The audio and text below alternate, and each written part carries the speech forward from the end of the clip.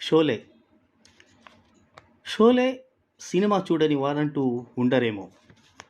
ఈ సినిమా చూసిన ప్రతి ఒక్కరికి scene to scene, dialogue to dialogue గుర్తుండే సినిమా బహుశా ఒక్క షోలే సినిమాయే. ధర్మేంద్ర, అమితాబ్ బచ్చన్, సంజీవ్ కుమార్, హేమమాలిని, గబ్బర్, సాంబా, చివరకు హేమమాలిని గుర్రం ఘన్నోతో సహా ఏ క్యారెక్టర్ని ఈ షోలే చిత్రంలో మర్చిపోలేం. అలాగే ఇత్నా సన్నాటా క్యూ హై భాయ్ అంటూ ఆ సినిమాలో ఒక కళ్ళు లేని వృద్ధుడి క్యారెక్టర్, అతను పలికే డైలాగ్ విన్నా కూడా ఆ సీన్ మనకి కళ్ళ ముందు మెదులుతుంది. ఆ నటుణ్ణి మర్చిపోలేం. అతని పేరే ఏకే హంగల్. ఇతను నటించిన సినిమాల్లో, ఇతను ఉన్న సీన్స్లో మనకు ఇతర నటులు కనపడరు. ఇతను చెప్పే డైలాగ్స్ తప్ప. మన ఇంటిలో ఒక పెద్దాయన మనతో మాట్లాడుతూ ఉన్నట్లు ఉంటుంది. అంతగా కనెక్ట్ అవుతాడు మనతో. ప్రముఖ హిందీ దర్శకుడు హృషికేశ్ ముఖర్జీ సినిమాలలో అయితే ఇతని క్యారెక్టర్స్ చాలా ప్రత్యేకంగా ఉంటాయి, మర్చిపోలేనంతగా. ఇతని గురించి తెలిసిన విషయాలు కొన్ని వింటే ఆశ్చర్యం. ఇతని జీవిత చివరి ఘడియలు మనకి దుఃఖాన్ని కలిగిస్తాయి. ఇతని పూర్తి పేరు అవతార్ కిషన్ హంగల్. పుట్టింది పాకిస్తాన్లోని పెషావర్లో ఒక కాశ్మీరీ పండిట్ కుటుంబంలో. ఇతని తండ్రి రిటైర్మెంట్ తర్వాత కరాచీకి, తరువాత భారతదేశ విభజన జరిగిన తరువాత బాంబేకు వలస వచ్చారు. ఇతను ఫ్రీడమ్ ఫైటర్. స్వాతంత్ర్య పోరాటంలో 3 సంవత్సరాలు జైలు శిక్ష అనుభవించాడు. ఇతను జవహర్లాల్ నెహ్రూ బంధువు కూడా. నెహ్రూ భార్య కమలా నెహ్రూకు హంగల్ తల్లి కజిన్ అవుతారు. హంగల్ కరుడుగట్టిన కమ్యూనిస్టు కూడా. సినిమాలలోకి రాకముందు మరో నటుడు బలరాజ్ సహానీతో పాటు 1936 నుండి 1965 వరకు 30 సంవత్సరాల పాటు థియేటర్ ఆర్టిస్ట్గా పనిచేశారు. ఇతను బాలీవుడ్లో ప్రవేశించింది మాత్రం అతని 50వ ఏట అంటే ఆశ్చర్యం అనిపించటం లేదు. 1966లో తీస్రీ కసం చిత్రంలో రాజ్ కపూర్ అన్నగా నటించారు. దాదాపు 225 సినిమాల్లో నటించారు.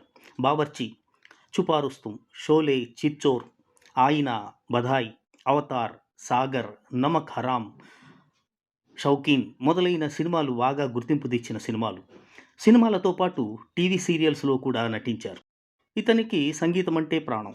1993లో బొంబాయిలో పాకిస్తాన్ డిప్లొమాటిక్ ఫంక్షన్లో పాల్గొన్నందుకు శివసేన అధినేత బాలాసాహెబ్ ఠాకరే ఇతనిపై 2 సంవత్సరాల పాటు నిషేధం విధించాడు.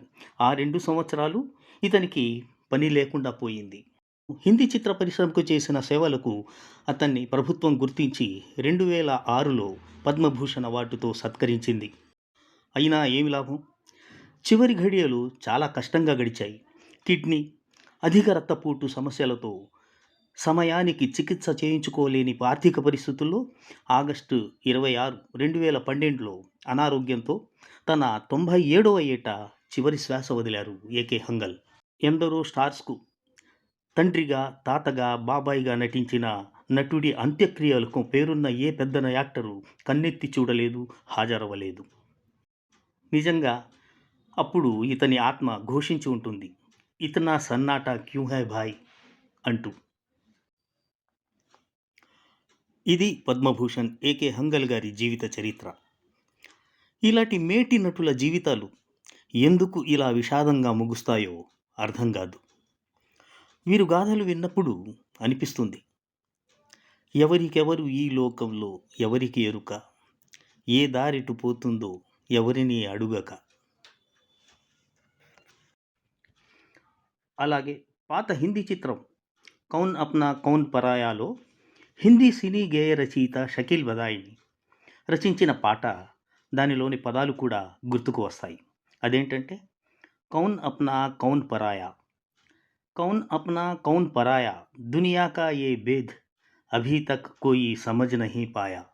అంటే తెలుగులో అర్థం, మనవారెవ్వరు, పరాయి వారెవ్వరు, ప్రపంచంలో ఇంతవరకు ఈ భేదాన్ని ఎవరూ అర్థం చేసుకోలేకపోయారు అని. నిజం. వీరి జీవిత చరిత్రలు చూస్తుంటే మనవారెవ్వరో, పరాయి వారెవ్వరో తెలుసుకోవటం చాలా కష్టం. ఈ వీడియో స్క్రిప్ట్ మరియు వాయిస్ మీ సుభాని, ఖయాల్ సుభాని. ఈ వీడియో నచ్చితే లైక్ చేయండి, షేర్ చేయండి, ప్లీజ్ సబ్స్క్రైబ్ కూడా చేయండి. మరిన్ని మంచి వీడియోలతో మీ ముందుకు వస్తాను. Thank you. మీ సుహాని.